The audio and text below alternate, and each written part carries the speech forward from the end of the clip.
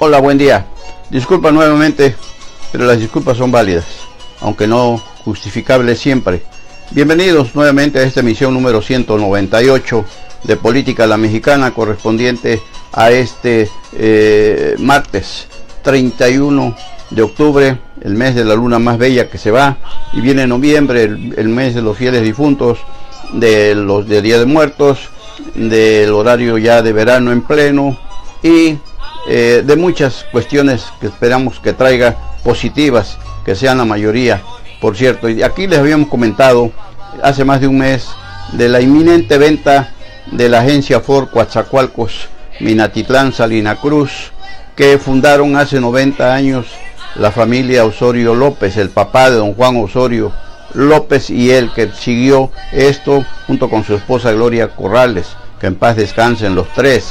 Y pues finalmente uno de sus yernos, un hombre de origen alemán, tomó los bártulos de esa empresa, porque después de la muerte de don Juan empezó a tener problemas de liquidez, y finalmente les comentamos hace un mes que ya estaba pactada la venta al Grupo 10, que tiene su origen en Orizaba, Córdoba, la familia 10 Francos, y que finalmente hoy el compañero Federico Lagunes Peña lo confirma en su portal, aquella exclusiva que le dimos hace más de un mes, que la Ford pasa a ser propiedad de la familia 10 Francos, que no sabe, nos explica Federico en su artículo, en su columna, que no sabe la familia si se va a mantener ahí donde está el famoso reloj de la Ford, o va a trasladar la Ford allá a su complejo donde están todas las demás, donde está la Chrysler y otras, rumbo a la central camionera. Decíamos que si don Juan y doña Gloria revivieran, volverían a morir de la pena y por qué no de la vergüenza, ver cómo un emporio, que esa familia, desde el padre de don Juan Osorio López hasta él, sostuvieron, incrementaron y dieron gran prestigio a Coatzacoalcos, y hoy se les deshace en las manos a los hijos del matrimonio Osorio Corrales como agua en canasta. Así es esto, a veces los hijos fallan, no entienden, pero también muchas veces los padres somos cómplices de esto, por darles hasta más de lo que en realidad merecen, y sobre todo no enseñarlos a valorar lo que les damos o lo que les dejamos o que les pudiésemos dejar de herencia. Y la supercarretera Coatzacoalcos Minatitlán, tan llevada y traída, por fin pues ya se sabe que ya se hizo la primera visita. Les comentábamos ayer ahí al tramo que se va a construir la primera etapa, que será el de Minatitlán Coatzacoalcos, y el de Coatzacoalcos Minatitlán se va a convertir en doble sentido para no complicar mucho la circulación vehicular, que tendría que descargarse o trasladarse hacia la carretera a Canticas, que de 2 carriles nada más y llena de topes y de baches, que sería el caos como a veces se pone en las horas pico o cuando hay cierre de esa carretera transísmica, hoy llamada supercarretera, ya por incendios del basurero de Las Matas o por lo que ustedes gusten y manden. Aquí el caso es que se está pidiendo, todos los sectores productivos, principalmente las cámaras organizadas en el Consejo Coordinador Empresarial, están pidiendo, casi exigiendo, que esa obra se asigne a empresarios locales. Pero no se trata aquí de cumplir deseos o caprichos en su caso, sino que pues es una obra que se va a lanzar la convocatoria para licitarla, esos primeros 13.5 kilómetros de longitud, y pues a ver, como dicen, el que tenga más saliva tragará más pinole, porque siempre la protesta, la inconformidad de los empresarios locales es que vienen los grandes consorcios foráneos y arrasan con las licitaciones, y finalmente a ellos nada más los subcontratan, les quedan a deber, y a veces pues ni les pagan o tienen que andarlos buscando por todos lados. Pero aquí ya nació, ya creció, ya crearon un consorcio integral del puerto, que inicialmente se iba a llamar Consorcio Empresarial de Coatzacoalcos, así se iba a llamar, pero era el CCC, Entonces, pero ahora ya nos enteramos que cambió a Consorcio Integral del Puerto, y que conforman 7 grandes empresas constructoras locales, y guiados por un líder nato como es Emanuel Sánchez Peña de la empresa Copesa. Él tiene en renta el Teatro de la Ciudad y el Centro de Convenciones, y es un joven con mucha visión, extraordinaria visión.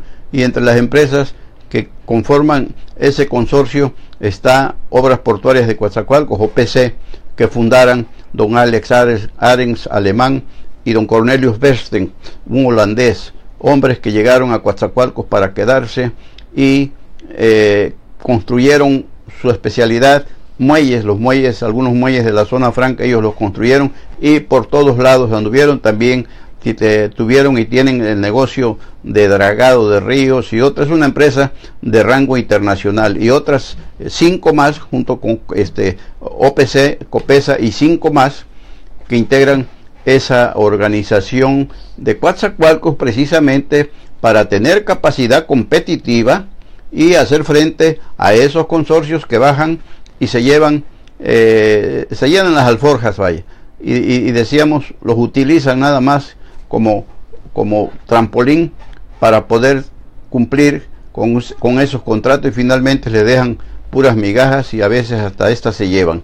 Entonces, ojalá y en realidad esta empresa sea la que gane. ¿Por qué? Bueno, porque son inversionistas locales que con esto pues ya tienen aquí a mucha gente que ellos conocen, no necesitan traer gente de fuera, como sucedería si vienen empresas de otro lado, y esto va a generar pues empleo, derrama económica y bienestar familiar, porque este consorcio tenemos entendido que aspira a mucho más, no solamente hacer esta carretera, reconstruir esa carretera, sino también trabajar para el gobierno federal, y ahora ya preparados también con visión, como tienen, decíamos, empezando por su líder Emanuel Peña Sánchez, ya prepararse para lo que viene de la zona económica especial Coatzacoalcos, es decir, tener capacidad para construir, para instalar, para equipar.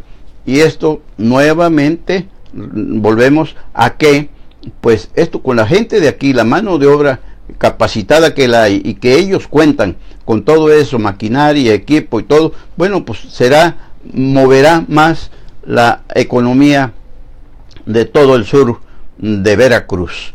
También aspiran, si es posible, trabajar en la zona económica especial de Puerto Chiapas, allá en el municipio de Tapachula, cercanos totalmente, y por ahí podrían estar. Qué bueno que en este caso, lo hemos dicho como Petróleos Mexicanos, siempre que oía los reclamos, las quejas, los lamentos, los lloriqueos del empresariado local, que se quejaba porque venían los grandes consorcios y se llevaban las grandes obras, y finalmente nada más los utilizaban y no les pagaban. Entonces siempre Petróleos Mexicanos nos constan, porque lo escuchamos en varias reuniones, que les recomendaba organicen todas las empresas grandes, organícense para que hagan una causa común y tengan capacidad económica de maquinaria, de equipo y de mano de obra capacitada para poder entrar a las licitaciones de las grandes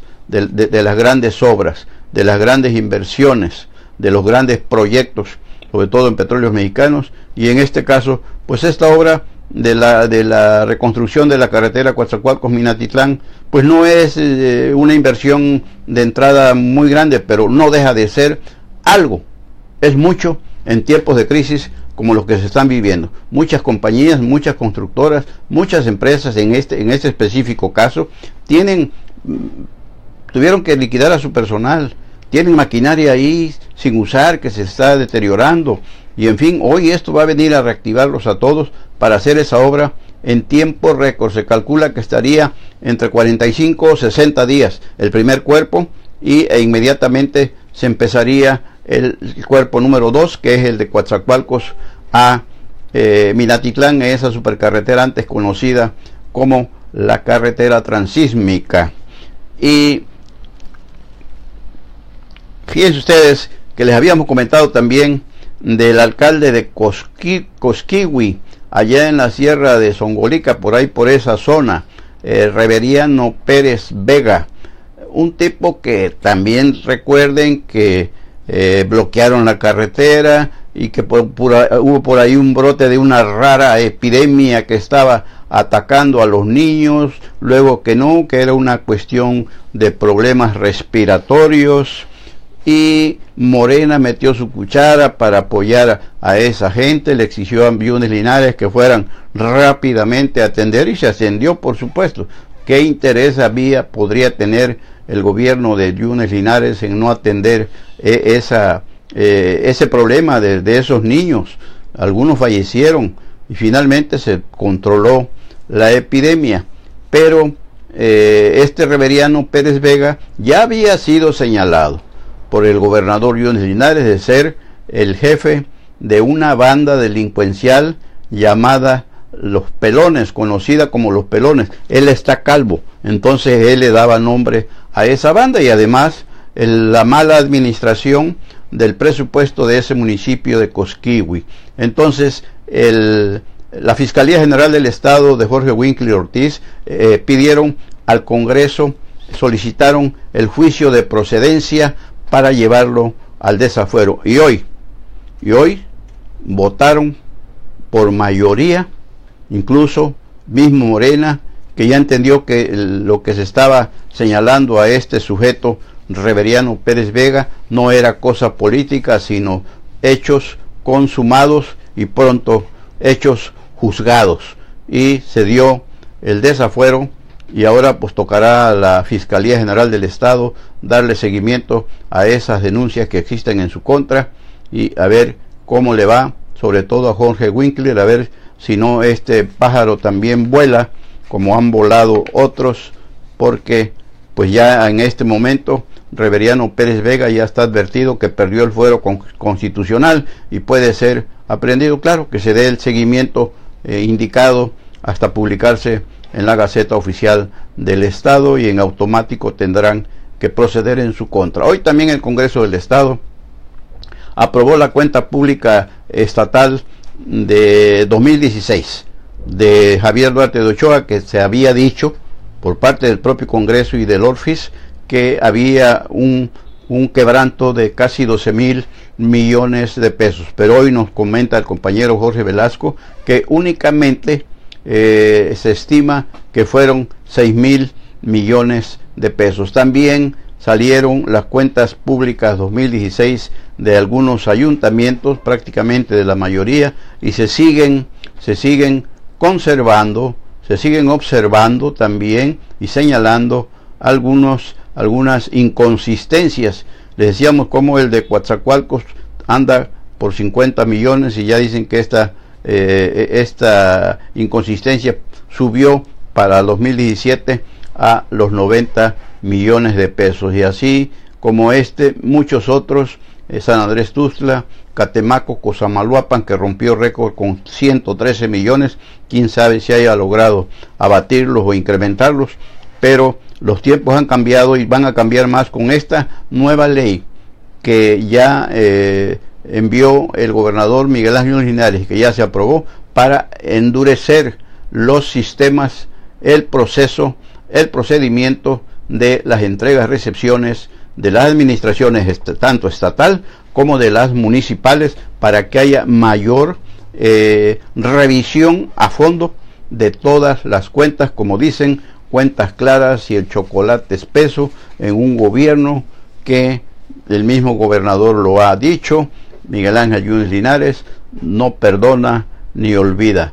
Y esto sería un buen precedente, porque ya parece disco rayado que en cada administración pública estatal o municipal que termina, la dejan llena de cuentas pendientes por pagar, y todavía lo peor, de créditos pendientes que solicitan pues para tapar algunas cuestiones que les heredaron los anteriores, porque es una cadenita de vicios ya institucionalizados que desgraciadamente revientan en el pueblo, porque luego no hay dinero para los servicios básicos que tienen que brindarle, y tampoco para obra pública, y en fin, que se limitan esas administraciones públicas municipales, como se limitó la administración pública estatal de Miguel Ángel Yunes Linares, y también los 212 alcaldes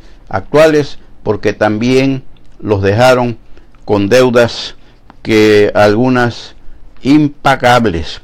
Y sobre todo ahora vemos como también las 212 administraciones que entran a partir del 1 de enero, seguramente, a no dudarlo, por lo que está informando el ORFIS y el propio Congreso, también va a recibir con muchos problemas de cuentas pendientes por pagar, entre ellas algunos créditos que se otorgaron. Y recuérdese que la nueva ley, ya a los ayuntamientos que les autorizaron créditos ya en esta nueva etapa, tenían que saldarlos 3 meses antes de la entrega-recepción, o sea, a más tardar en el mes de septiembre, y quién sabe qué haya de eso, porque todavía no se revisa la cuenta pública 2017.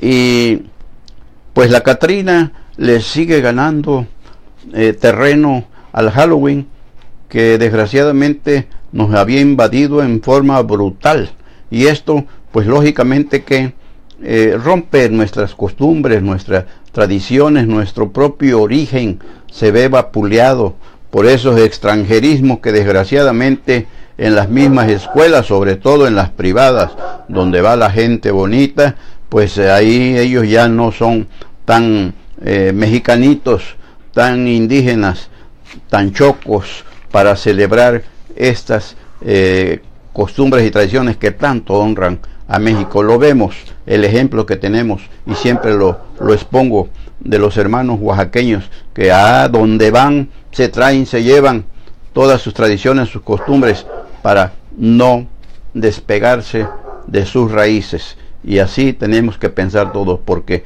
sin identidad somos un pueblo sin sentido, sin alma, sin espíritu y sin compromiso con nuestra propia nuestro propio origen. Es bueno esto, y ya por cierto, en un momento más ya van a poder consultar nuestras calaveras, las primeras que salen en cebejara.com y en otros espacios a donde seguramente, ojalá, nos las puedan publicar también, pero en cebejara.com no hay duda que ahí estarán. Y pues creo que don Fernando Gutiérrez Barrios, ese hombre que yo le llamé cuando era director de Caminos y Puentes Federales de Ingresos, que lo destaparon para la gubernatura. Yo era columnista en Diario del Istmo y lo llamé, dije, ya ahora vamos a tener tendríamos un gobernador policía político, porque entonces recordamos, y todos lo sabemos, el origen de don Fernando Gutiérrez Barrios, un capitán del ejército retirado, que con una habilidad extraordinaria para la investigación, para el espionaje, el contraespionaje. Y recuerdo que no les pareció ese comentario que hice, y Edgar Hernández, que fue su jefe de prensa y trabajó con él muchos años, y que ayer publicó una columna que hoy reproduce el periódico El Liberal, y que habla precisamente de cómo conoció quién fue don Fernando Gutiérrez Barrios.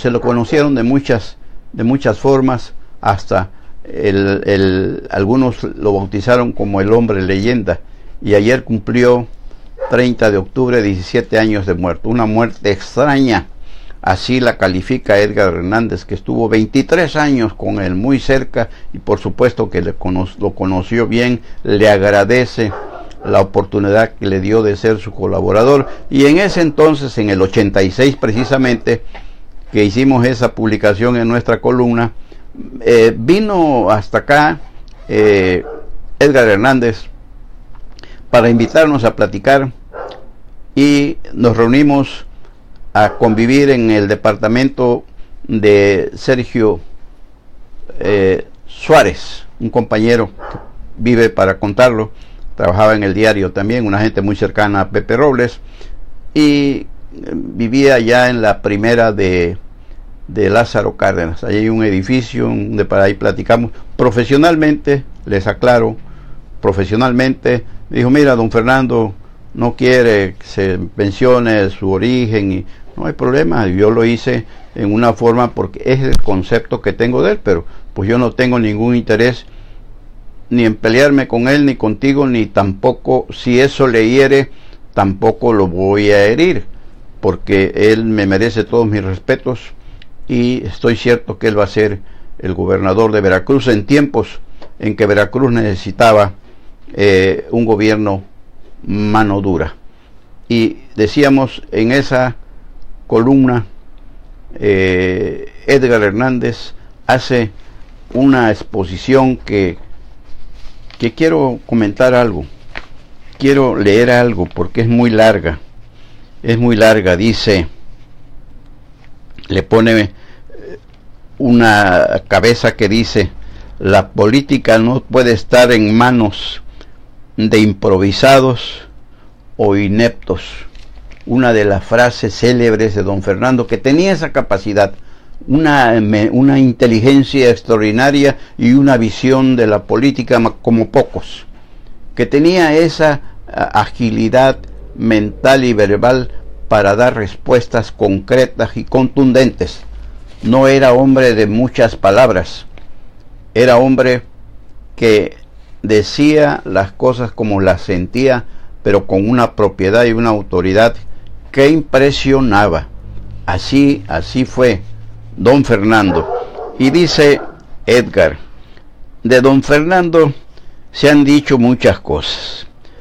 La última, la de estos días, tiene que ver con el magnicidio del siglo, el de John F. Kennedy, ya que era agente de la CIA, según por ahí alguna opinión.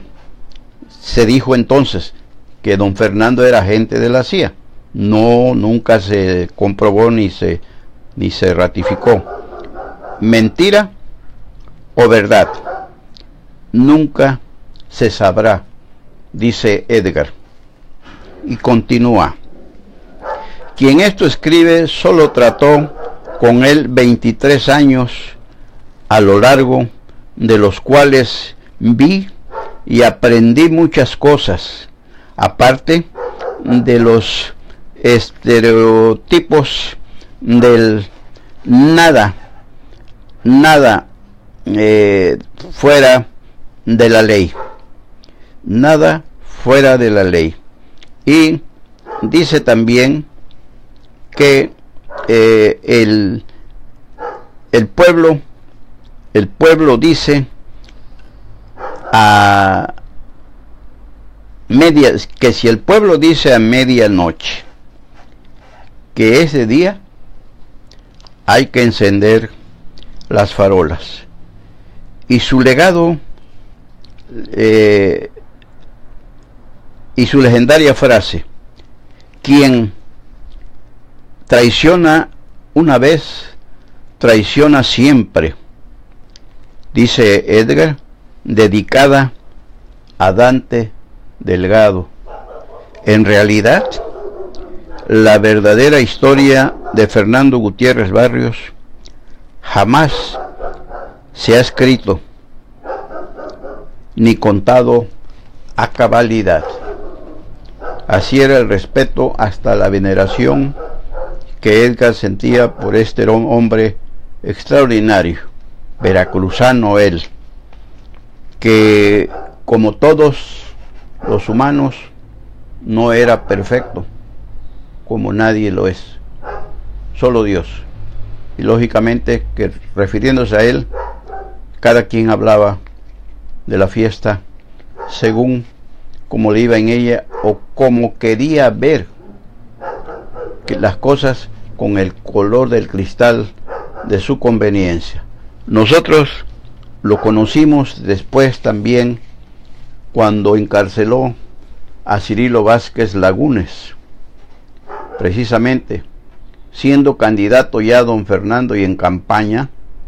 El presidente del PRI estatal era Dante Delgado, y Dante Delgado ya vino a preparar el escenario para la elección, para la selección de candidatos alcaldes.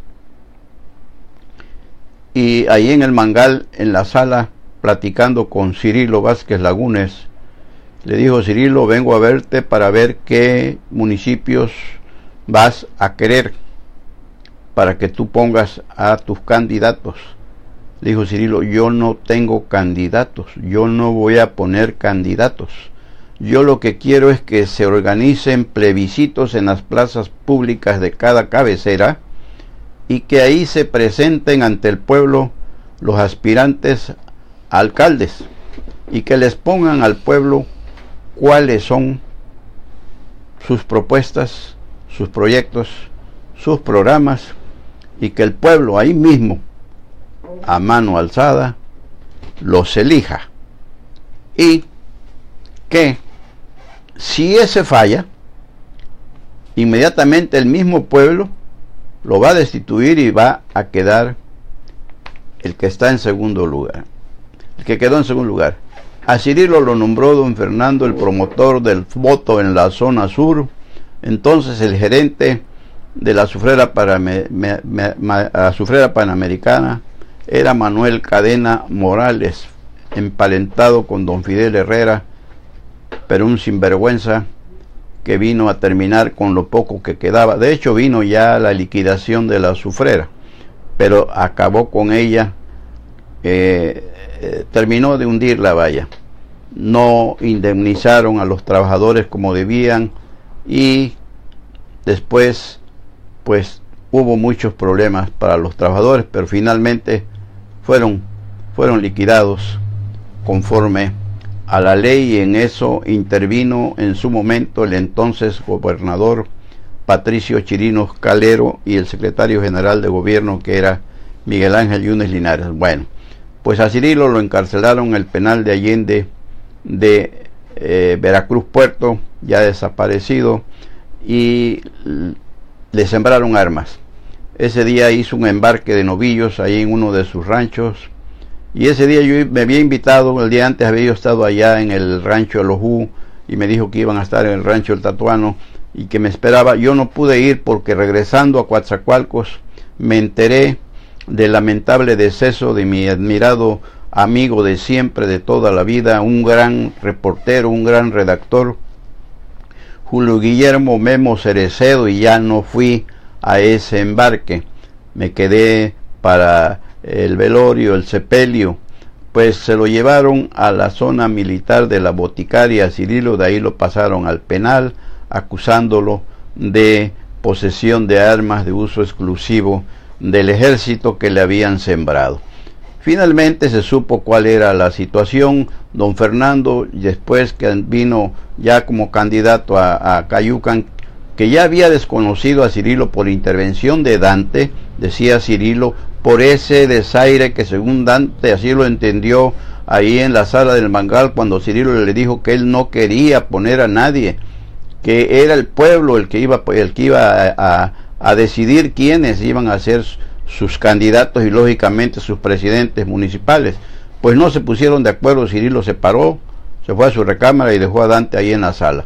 Dante a partir de entonces se declaró enemigo jurado de Cirilo, y él lo malinformó con don Fernando, que habiéndolo designado, decíamos, como promotor del voto, lo desconoció. El evento ya estaba listo para la toma de protesta de los promotores de toda esa región y de esta, allí en el Cine San José de Acayucan, y se canceló todo.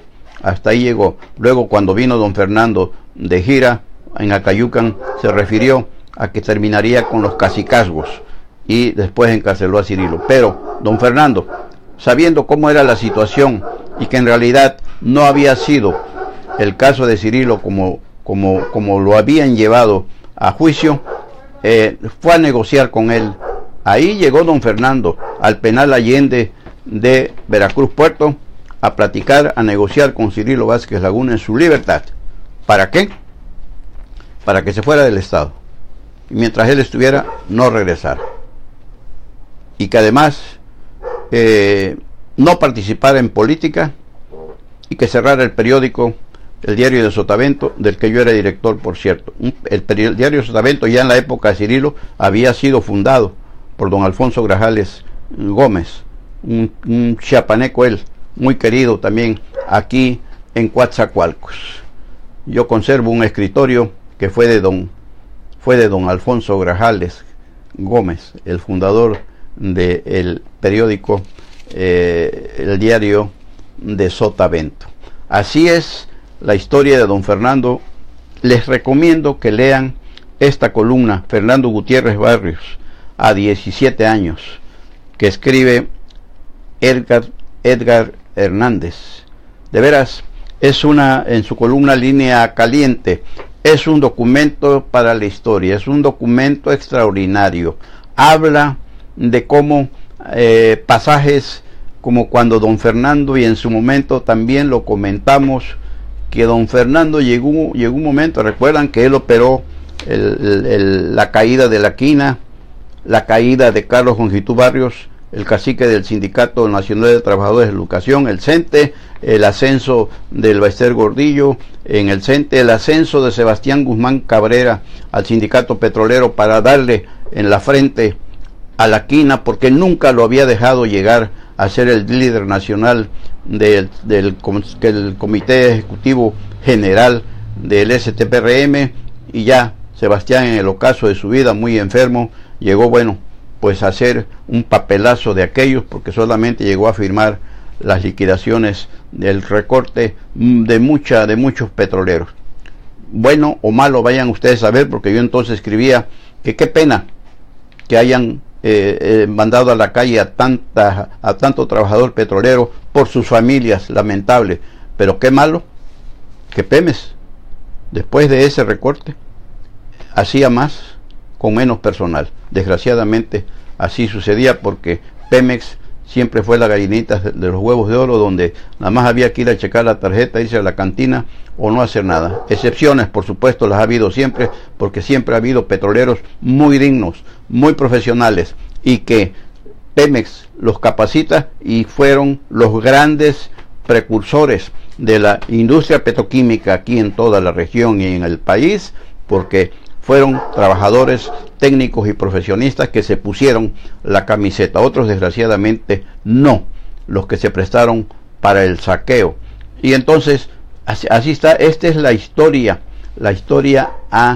en cierta forma. Y decíamos que escribimos entonces cuando Salinas hizo a don Fernando secretario de Gobernación. Nada más cumplió 2 años en el gobierno de Veracruz, don Fernando, y para desgracia de Veracruz, dejó a Dante como gobernador interino. Don Fernando estuvo 87, parte del 88, y se fue a la Secretaría de Gobernación, y a Dante le dejó 4 años, los trágicos 4 del cuatrienio aquel que siempre estamos diciendo, y de ahí que se refiere Edgar a que le dedicó a Dante esa frase de quien traiciona una vez, traiciona siempre, porque luego Dante se le reviró como las víboras cuando las ataca uno y se reviran.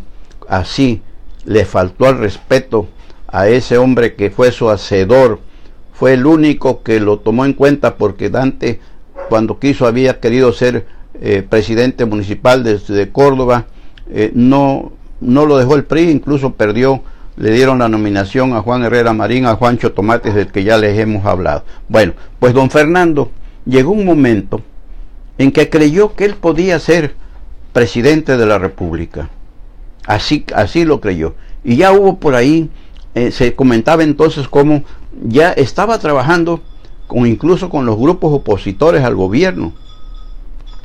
Ya negociaba con ellos porque él quería ser presidente de la República. No estaba en la lista de los probables, de los tapados de Carlos Salinas de Gortari. Y llegó un momento en que lo mandó llamar, lo narra Edgar Hernández de su Línea Caliente, que hoy publica El Liberal, el periódico liberal de Coatzacoalcos. Lo mandó llamar Salinas y le pidió su renuncia, y dice Edgar que don Fernando le dijo: sí, presidente, te doy pero déjame que yo la redacte, que yo sea el que te renuncie, no seas tú el que yo sea el que te renuncia. Lo aceptaron.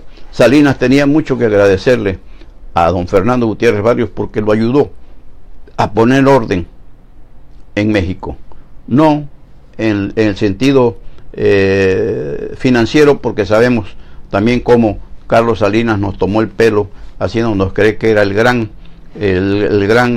mago de las finanzas que habíamos esperado siempre, y nos dejó con una economía hecha trizas. Lean esta columna de Edgar, que si podemos mañana nos alcanza el tiempo, se la vamos a leer. Es una columna para la consulta y para aprender más, mucho más, sobre don Fernando Gutiérrez Barrios, que en paz descanse, y que ayer cumplió 17 años de muerto. Se refiere también Edgar Hernández a que el deceso de don Fernando tiene sus luces y sombras. Se sospecha que pudieron haberlo asesinado.